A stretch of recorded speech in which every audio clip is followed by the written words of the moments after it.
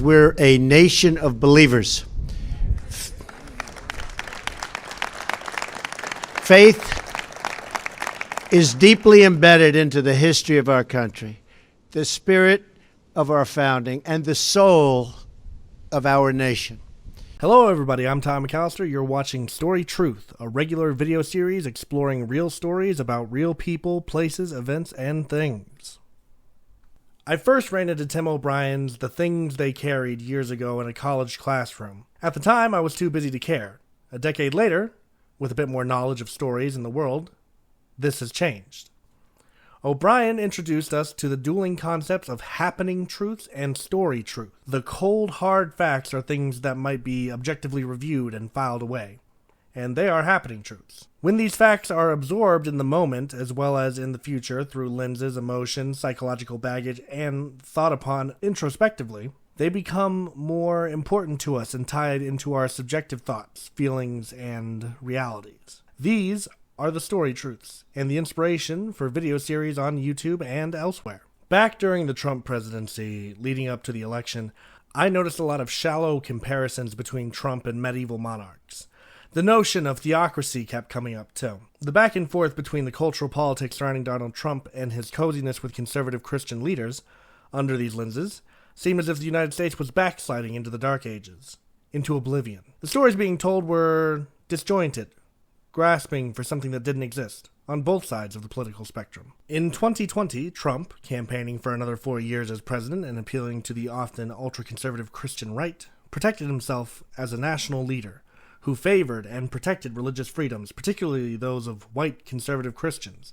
Taking it a step further, Trump's administration took on an active and cooperative relationship with America's conservative Christian base with faith-based policies, statements, and photo ops. In Engel versus Vitale, and later in School District versus Schimpf, the United States Supreme Court, under Chief Justice Warren, who led the most progressive court in SCOTUS's controversial history, struck down the legality of state-sanctioned prayer activities in schools. Americans from different walks of life at the time saw these decisions by the Warren Court as wicked attacks against God and the very religious freedoms guaranteed in the United States Constitution. Much like the Trump presidency's polarizing moments, Warren's court wasn't the first nor the last conflict concerning the cooperation between the church and the state in the United States. In fact, the conflict reaches further back to around the early decades of the American Republic. Hell, Thomas Jefferson was the first of the founders to articulate what has come down to us as the separation of church and state doctrine in the United States, hoping to address the different spheres of influence church and state occupied and operated within. Jefferson's letter to the Danbury Baptist harkens back to known historical realities, historical myth, Enlightenment ideals, and very probably Edward Gibbon's The History of the Decline and Fall of the Roman Empire, which in part blamed Rome's decline and fall on Christianity and its polarizing and disloyal followers. Although Gibbon's conclusions concerning the negative impact Christianity had upon the Roman Empire have since been refuted, the work still holds a special place in the conversation concerning the cooperation between church and state, particularly here in the U.S. The war over the limitations of state-church relations is nothing new in the United States, and it certainly isn't anything new in the history of Western societies. What the 1960 and 1963 court decisions, along with Jefferson's letter to the Danbury Baptist and Trump's meeting with spiritual, i.e. Christian leaders in 2016, show is the longer struggle for a political understanding between the church and state. Should these two be partners? Should either be supreme over the other? Alternatively, should there be a firm wall of separation between these two parties? While many Americans have come to terms with Jefferson's wall of separation, this hasn't always been a reality in Western societies and elsewhere. We live in an era of self-proclaimed secularism in the developed world, which supposedly avoids turning to gods, goddesses, and or other worldly spirits for guidance, intervention, knowledge, and or the occasional smiting of one's enemies. We tend to focus our efforts on science, coherent logic, and certifiable facts, although the jury is still out on some of these. If people in the developed world were asked if they consider religion a personal foundation outside of superficial practices and observations of major holidays, only the truly religious might answer in the affirmative. Others, many others, in fact, might not openly admit the influence of religion in their lives, mundane or otherwise. The separation of church and state, larger society and religion, are the byproduct, particularly in the West, of political and social developments, often stretching back centuries, stemming from complicated and often tumultuous histories influencing the spheres of human life. During the early years of the American constitutional experiment, President Thomas Jefferson is credited with offering an official yet contested interpretation of the country's First Amendment protections and limitations concerning religion. This interpretation still stands largely unrevised by the preceding generations of Americans, despite challenges to the doctrine in question. Many Americans today tend to believe it is an actual law, and as such, it means the church and state shouldn't work too closely together. When those understandings break down, it is viewed as de-evolution, bordering on the reemergence of medieval theocracy. Looking to medieval Europe, we find societies where the church and the state, governed society and religion, were intertwined. It is this intertwining of what we might perceive as public and private spheres was justified by all sides of elite public discourse. The lack of cooperation between the church and the state could spell disaster, or so the thinking went. The state protected the church from the alienation of its properties, and the state could also provide necessary protection against unsavory types, seeking to murder or rob clergymen. The church, on the other hand, provided protection in the form of prayers to God and veneration of the saints, all in hopes of ensuring monarchs had long, stable reigns, and fields were plentiful with crops.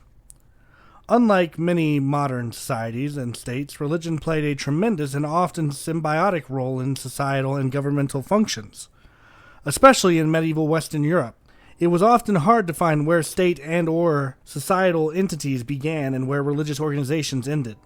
To say this was a completely harmonious relationship would be problematic, to say the least. Much like our own modern societal and governmental relationships with religious entities, there was serious contention in everlasting friction, like two tectonic plates grinding against one another, that dominated conflicts throughout the medieval period in Western Europe. One such conflict, something illustrative and runs counter to the theocracy claims, is the investiture controversy. The name comes to us from medievalists who were trying to understand the conflicts between state and church during the 11th and 12th centuries. The investiture controversy absorbed much of the German and Italian region of Europe, but it also raged on, with a lower intensity in regions like France and faraway England. The conflict began as a dispute over investiture. The conflict began as a dispute over investiture, a practice of secular authorities giving the markings of office to religious authorities, with homage being tossed in as well. What the controversy shows is that even popes and monarchs in medieval times were far more practical and politically shrewd than we give them credit for. What makes this event so important is its consequences.